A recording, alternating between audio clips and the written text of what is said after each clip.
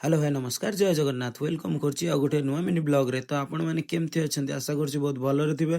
तो आज मु बाहरी चलछि मैच देखिबाकू। तो अधा रास्ता रे आसिकी पहुंची चलछि आपण माने निहाती भाबरे देखि पारुथिबे। तो रास्ता रे आसला बेले देखा वाला हमको महान व्यक्ति तो चिक्कू भाई ऑल द बेस्ट निज मैच पई। तो फाइनली आसिकी हमें पहुंची चललु ग्राउंड मध्य रे।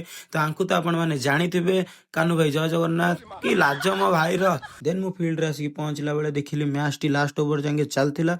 तो बढ़िया भाव कैच टी धरती। ओ ओ माय गॉड कौन पल्टिंग मारल मो भाई जमती आज बाली खेलिकी उठला भाया लगिला। तो मैच टी सरी जाइए। तो आपण मैंने निहाती भाव देखिपारे। देन मु राकेश कर बॉलिंग देखी बहुत बड़ा फैन हो जाती। तो बहुत सुंदर भाव पल्टिंग टी मारथिले। तो मो सांग देखो सिक्स पैक देखा बेले। तो आंको तो आपण मैंने जटणी मार्केट में जानते ये होती सिपुन जे कि ऑलराउंडर रूपे परिचित। एसत बॉलिंग मार्ग में अभय स्वाई निजर व्यक्तिगत द्वितीय ओवर पकाउवा बेले। तो आपण मानू ये ब्लॉग टी केमती लगिला आशा करुँच भल लगी। तो मिसिबा नेक्स्ट मिनी ब्लॉग रे। रहूची जय जगन्नाथ।